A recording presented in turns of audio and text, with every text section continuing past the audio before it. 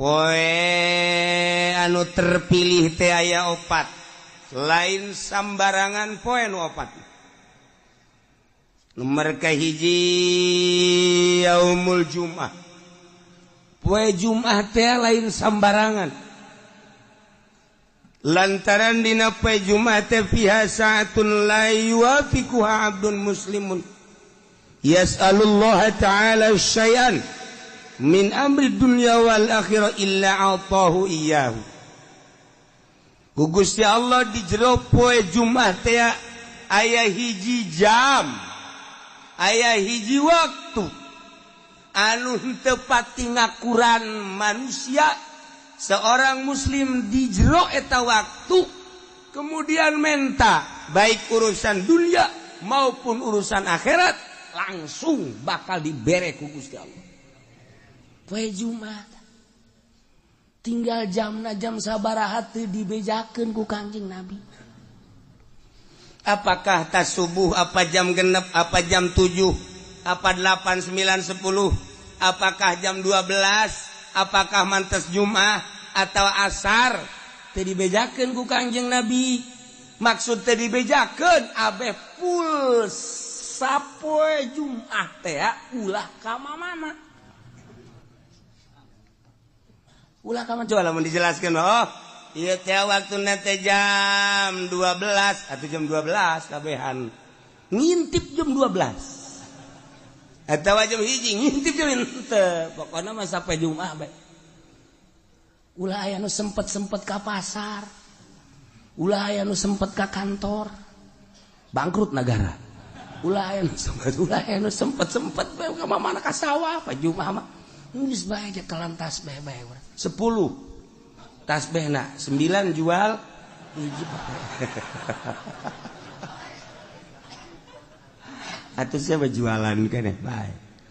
Nah ieu pa Jumat lain lalagaan sebut naga Sayyidul Ayyam rajana poe Jumat. Mentak diprediksi mungkin bae waktu ijabahna teh sabada azan Jumat. Sabada azan tah sabada azan di dinya waktu ijabah. Cek sakaol sabada salat sunah. Begitu azan langsung salat tas setelah salat sunah. Cek sakaol mah memeh imam naik ka mimbar didinya gegeraan menta. Begitu imam keur naik ya Allah menta dunia Gusti mobil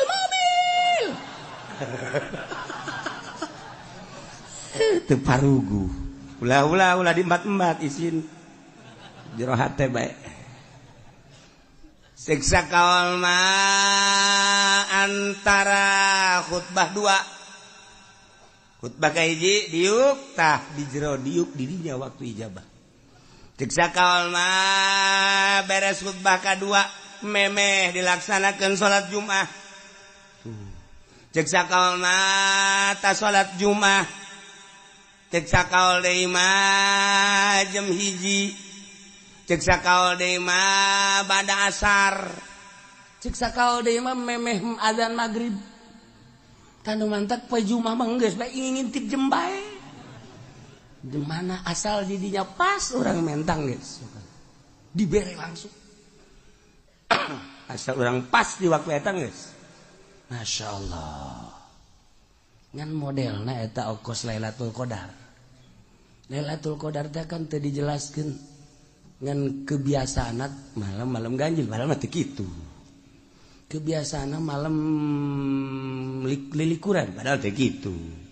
Bebelasan gaya nu manggihan Lailatul Qadar. Abah nyongsrong urang Lailatul Qadar dengan modelna asal aya Lailatul Qadar bae malam eta urang tunduh dibentah-bentah ke kieu asa di mana tunduh tak ieu ge waktu ijabah teh kos kitu poe Jumat. Yes, nomor hiji poe Jumat. Nomor kedua Yaumu Arfah. Poe Arfah lain lalagaan eta poe teh ngabogaan nilai anu pohara. Lantaran di mana terjadi poe Arfa yubahillahu ta'ala malaikatah Allah ngabanggakeun diri terhadap malaikat. Cek Gusti Allah ya malaikati unzuru ila ibadi ja'u susan kubra deuleu kumaraneh hamba-hamba aing anu dararatang di berbagai penjuru negara, di pelosok-pelosok dengan penuh karudinan. Poean Arfah mah di Mekah ngan sakadar make dua helai. Eueuh nu make jas, eueuh nu make dasi teu berarti di hareupeun Allah mah jas jeung dasi. Kedeul banget lagi nu make ndek ka Arfah asup ka salon teh aya. Heueuh, tah ndek apel ka salon mah. Ka Allah mah ruwag-ruwig tur kedeul. Boro-boro ngurusan awak, bugu baju ge teu dipake ngan saukur dua helai. Cek Gusti Allah, hei malaikat pandang ku anjeun. Qad anfaqul amwal nyana daratang ka Arfah aya nu ngajual sawah, aya anu ngajual mobil, aya anu ngajual buruan imah, aya anu ngajual kebo berikut jeung anak kotok-anak kotokna. Tuh menghormati ka aing kabeh ge hayang. Lain bae nu ngoran nini bengking tuh deuleu Gusti. Aki-aki deuleu dararata hayangnya usia malaikat tuh nini itu mah tuh embe dijual, kotok dijual, buruan imah dijual jeung anak-anak kotokna. Nah menghargai ka aing hayang kapanggih jeung aing ternyata horenganan di negara nama pamarentah eta teh horeng ngaleglegan duit nyana mah ngajual anak kotok tapi negara mah geus sakean juta asal tanda tangan haji meunang. Pikir ku sia.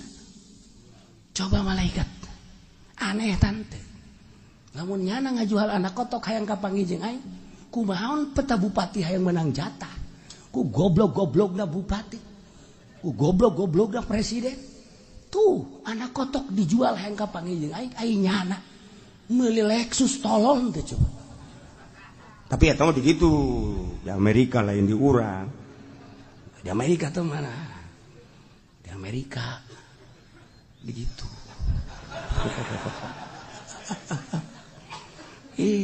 Sedih udah. Haju ngadagoan nagis nya nyaho malaikat. Aya anu 5 tahun. Beyana cenah di Indonesia mah 27 tahun. Kabur malodar sih. Hayang kapanggih jeung aing tuh. Taha. Saksian ku aranjeun kabeh geura ge. Hajuat Abul Abdan. Isyhadu inni ghafartu lahu. Tidak terkecuali nu aya di Arfah waing dihampura kabeh dosana. Untung jasa jelema nu di Arfah. Untung jasa jelema nu di Arfah. 2 tah poe Arfah. Hiji poe Jumat, 2 poe Arfah. Geus urang ge atuh poe Arfah geus ulah make ihram bae. Sanajan di dieu ge. Kunaon mah haji pene make ihram, nah aing nurutan di Arfah bae sakieu teh geus. Ya kieu bae geus set. Aju daharna ge di lapangan. Nurutan di Arfah bae di ditu. Ulah nyisiran mana kayak anakna mawa ka grogol misalnya.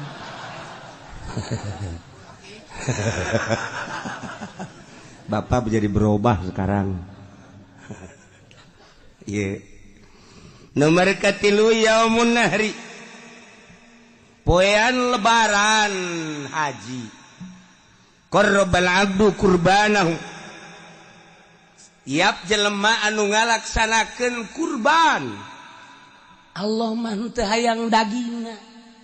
Allah manten getihna tapi Allah mandele teh takwana la yanallallah luhumuha wala dimauha walakin yanaluhu taqwa los daging nama jang sia dahar ku sararia tapi aing menilai nuku aing katarima takwana eta jelema fa awwalu qatratin qatarat minal qurban takunu kafaratan likulli dzambin amilahul abdu setiap tetesan getih nu nyek celekatana nu dipencit ku hiji jelema maksudna korban eta teh ngajadikeun pangampura dosa setiap tetes trak mangkaning sabaraha gelaseut getihna ieu getih sacek-celek bae suara ya ieu lah poe lebaran mulia jasa teu bisa urang kuari mah masjid korban kuari teu bisa di luar bulan haji urang mencit korban teu bisa eta mangan sakadar poe eta we poe lebaran jeung tasrek 3 poe lamun jelema boga duit kemudian henteu mencit korban rugi jasa lantaran keur ditongton ku malaikat kararieu be malaikat coba tuh si haji itu boga sebenarnya namanya ada duit pan bangunan nyokotan daging bae ulah neulekeun tunjuk aing atuh biasa bae aduh sabarudak teh ditonton ku malaikat malaikat tonton kieu ya oh mana coba situ ci pan situ mah duit loba ge teh coba situ cet tuh malaikat itu tuh di masjid laporan ya Allah itu mah tuh Pak anu mah di anu masjid cak Allah guys bukakeun lawang sorga dibuka lantaran geus dihampura dosa Masya Allah pokokna mah geus siapkeun kuari duit jeung celengan jang meuli kebo sapoe 1 juta urang jeung celengan duitnya di mana geus abang sapoe 1 juta teu bisa sapoe 500.000 jeung celengan berarti mun kuari datang ka lebaran 14 poe nah jadi berarti lamun 500.000 sabarita berak kabeli kitu embe Garut bude teh cenah kieu duit teh boga tuh sakitu mah geus bae tuh sapoe 100.000 berarti kuari datang ka lebaran sabaraha 1 juta nah kabeli embe cisoka embe kacang nu leutik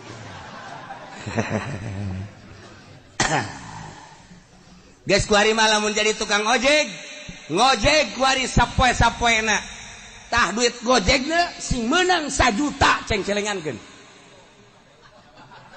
cek tukang ojek di mana horeng kiai boro-boro meunang 1 juta kadang-kadang babaturan mah nuhunnya sial teh babaturan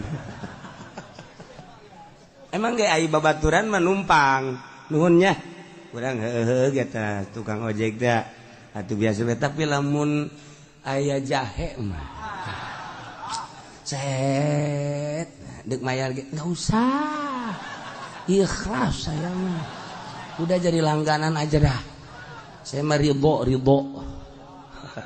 sial tuh tukang ojek Masya Allah geus mah deui teu puguh karu eueuh logak naon direm hut karasa yang nyenud ka dieu tukang ojek teu bareres 2 3 4 yaumul fitri poe lebaran fitri eta teh lain sambarangan poe lantaran diawali ku puasa setelah selesai puasa sebulan nyana seakan-akan dek nyokot gaji berangkat timah masing-masing ke masjid untuk mengambil gaji cek Gusti Allah syahidukum ini qad ghafartulah Gahing dihampura opat hiji poe Jumat ngeunggus kolot mah geus bae. Geus poe Jumat ulah ka mana? Geus kolot bang geus bae poe Jumat ulah ka mana? Ulah ka masjid-masjid di imah bae. Teu beres teh kolot. Poe Jumat, Yaum Arfah, Lebaran, haji jeung lebaran titip. Poe nu opat eta mah lain sambarang. Nah, eta teh Sidina Umar teh di mana eta menangna? Pertimbangan cek Sidina Umar salat zuhur 4 rakaat. Ketika dijadikeun Jumat jadi 2, nu 2 deui adalah khutbah. Khutbah teh adalah bagian daripada salat nu 2 rakaat. Mantap teu beunang sambarangan khutbah eta mah ulah ngaco-ngaco sebab salat keneh. Hiji kudu boga wudu, 2 teu meunang ka kitu buka aurat, merga 3 teu meunang ka pasil. Teu meunang ka pasil lantaran salat keneh. Mata kula acak-acakan banyak khutbah sagala nyaritakeun kabeh. Khutbah nyaritakeun Agustus, khutbah jarang nyari teu beres eta mah khutbah salat nu 2 rakaat teh jadi khutbah. Mantak geus teu bagus teh kudu ditarjamah nya teh salat. Pengertianana salat. Geus lamun deuk ditarjamah meunang cek fikih narjamahkeun nu dibaca lain ader-aderan. Nah, ieu kuarikan ader-aderan tungtung nama urang jadi hebat henteu ngadengikeun khutbah sugan tambah takwa aja henteu. Nah, karena itu tah geus bandingan bahasa Arab daripada besi ngarusak. Meundang diterjemahkeun narjamahkeun babacaan nu dibaca. Ai nu dibaca nangan sabaris ai ngacona boh. Mun teu ditek-trek ku masyarakat trek terus bae terus. Eta bangke turun khutbah maning dirantai khutib kos kitu. Asupkeun ka sumur. Nah eta jadi pengertian ada lain khutbah ceramah gaganti salat 2 rakaat nu tadina zuhur 4 jadi 2 deui jadi khutbah geus khutbahna teu meunang ngaco aya aturanna geus khutbahna ge kudu aya hamdalah kudu aya sholawat kudu aya Quran kudu aya wasiat kudu aya doa Allahumma ighfir lil mu'minina wal mu'minat doa eta teu sah salat kabeh. Dak perhatikeun aya aturanana ieu mah lain sakhutbah-khutbahna. Teu diuk sah. Sebab diangkat sarakaat. Geus dipisah 2 khutbah teh sarua jeung 2 rakaat diuk heula. Diuk karak nangtung deui. Mun neretet bae jana diukan. Heuy ai sia.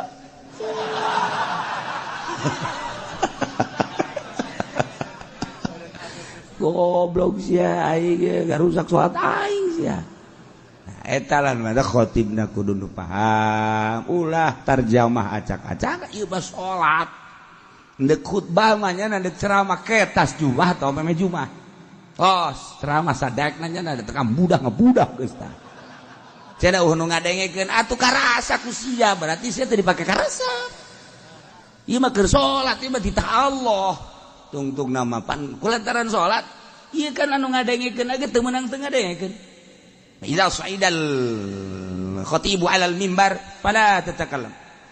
Wa ma yatakallam fala faqad lagu. Wa man lagu fala jum'atalah. Deuk kumaha coba? Di mana khatib naik ke mimbar ulah ngomong awas urang.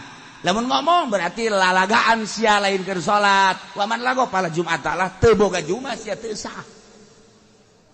Ye, atuh mah khatib berang lalagaan. Bila perlu main coklat di dieu.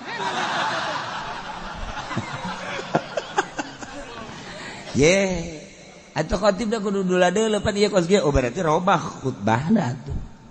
Geus babarodo masyarakatna, atuh khatibna kudu pinter. Oh, ngarusak aing khatib khutbah aing. Ulah dipaksakeun. Berarti barodo, geus atuh bere penerangan atuh ku khatib. Bere penerangan ulah datang ka ngarusak salat teh ieu salat Jumat teh rusak atuh kabeh di karubah. Dia acak-acakan. Tah, ieu keur sakalian nyaritakeun Sidina Umar, ieu bulan ieu nu mata 40 gaganti ta'zir. Nah ieu ge khutbah gaganti salat. 2 rakaat jadi khutbah. Hendak teu bisa teu meunang teu boga wudu hati-hati. Jeung teu meunang lalagaan. Urang bae urang nu ngadengekeunna teu meunang nundutan. Nya salat nundutan. Imam geus adzan Allahu akbar Allahu akbar Allahu akbar Allahu asyhadu an la ilaha illallah geus bare nangtungnya Mas khusyuk jasa aju nu digigireun ngantep deui harupa imam geus mulai Allahu akbar bismillahirrahmanirrahim nya kakara kudang nya deuk nangtung isin deuk diuk bae nya ada salat kumaha nya cek kira saya sih hade ya urang bae urang heula mimitian sing rapih teangan masjid nu rapih sebab ieu mah Jumat salat ieu mah lain lalagaan bisi aya khatib anu ngaco urang henteu bisa negor khatib pindah salat Jumat pindah ieu urang di dunia moal kebel dibawa acak-acakan ku khatib bloon ieu teu nyahuan bawa eta salat acak-acakan segala nyaritakeun ngaler ngidul ngetan kul tarjamah keun dibaca lain haju acak-acakan hai tarjamahkeun alhamdulillah hamdan katsiran alhamdulillahilladzi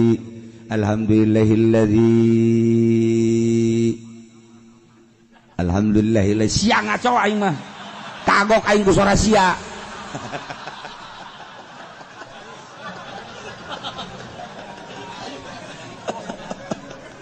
aduh masya Allah. Nah terjemahkan terus ayat terjemahkan wasiat terjemahkan ayat diterjemahkan mah pernah naon terjemahkan usikum iya ya bitaqwallah kula wasiat ka kaula jeung kamareh kabeh takwa ka Allah sing hararade teu naon tah beres Jumat imamna main catur pan tadi usikum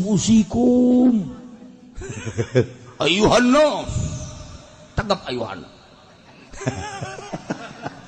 hai manusia ditatak Pak turun khutbah main catur geus bandingan bakeun golok ai sia takwi usikum naon sia hah hayu jeung aing main caturna sia golok tah eta khotib nu bener ulah main tunjuk khotib asal khotib nyandakan wasiat malulu ayuhannas ittaqullah waf'alu khairal la'allakum paharat urang kadinya teh ka khotib Assalamualaikum salam jangan nonton TV aing teh senang khotib kos kitu. Ya Allah ya Rabbi ikan sholat masalahna ai ceramah maki pudoli acak-acakan los udah walain sholat tamanya nama sapira bisnis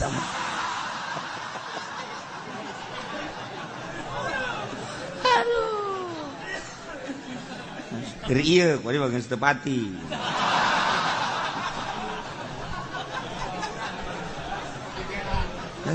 ya Allah ya Rabbi Karim kan ada perubahan-perubahannya nama daerah ya perubahan sih atau bencana kadangin aku orang kutub berapa nih coba ge jadi bayar ngomong kan aku tuh berapa di kos gitu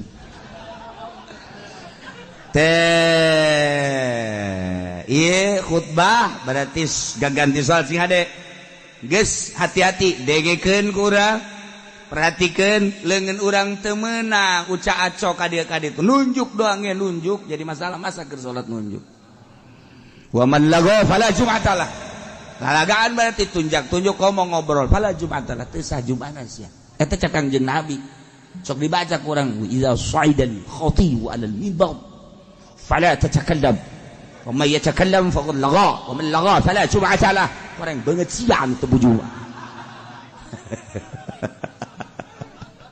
ya Allah ya Rabbi eta hadis eta kan dibaca tuh urang mah ji sugan teh naon cenah hartina makana tanyakeun atuh ji sugan teh eta mah hadis naon bae idza sa'idal khatib 'ala al-minbar di mana naik seseorang khotib karena membiun mimbar pada cacakallab ente ulah ngajablog wa may yatakallam sahaja lamun ngomong faqad lago berarti heureuy lalagaan wa man lago fala jum'atalah cak Kangjeng Nabi jeung baru lagaan berarti teu sah Jumat tah abeh tenget urang besi salat di lembur urang terjemahanana ngaco urang negor teu bisa pindah salametkeun awak urang di akhirat aing waduh kos kiamat ieu pan salat ieu mah lain ceramah ieu mah lain madak kula pernah di Garut pajubah terus di Bandung salat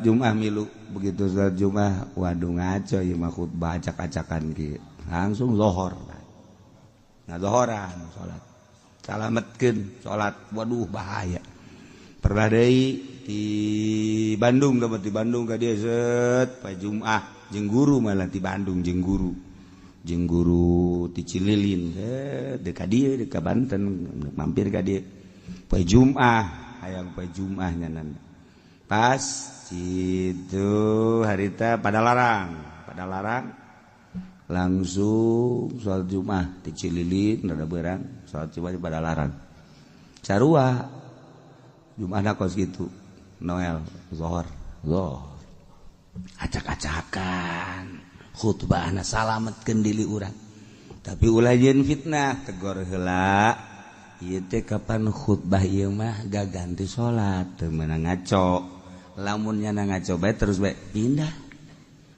urang mah nya terus bae urang nuturkeun ngaco di atuh lagi salat ieu mah salat mantak sing hade salamat kan engke tanya pan ngaji deukeut ka masjid ieu sih kok masjid ka ditu jumahna teu meunang gara pindah-pindah kumaha aing bae geus bongan sia ge kumaha sia atuh aing kumaha aing lain mah haji papan eta teu kapisah masjid imah kajeun aing mah geus ngaji kos kieu ge sia moal so amat aing kadang-kadang sok tungtung mah gelut dari dinya ayo salametkeun sing ade urang kan moal kebel di dunia aju engke di akhirat urang aduh lamun ka neraka ku gara-gara urang salat Jumat teu ditarima deui kumaha coba ieu salat Jumatna cek malaikat teh rusak padahal mah teh nyaho pan sia ngaji bae teu didengekeun saekeun hulu sia koe sia cek malaikat neraka sia Duh kumaha aja mah urang emang Sayyidina Umar bisa ngalawan ke malaikat. Potongan urang mah pan gepeng. Bisa tah mantak ke Sayyidina Umar urang minta tulung ka Sayyidina Umar. Ke Umar tulungan dia aing jatuh wau ka sia. Sia tilok hadiah tilok naon tilok aing. Henteu kumaha coba. Je tah badak salamet ke. Rapihan ibadah urang.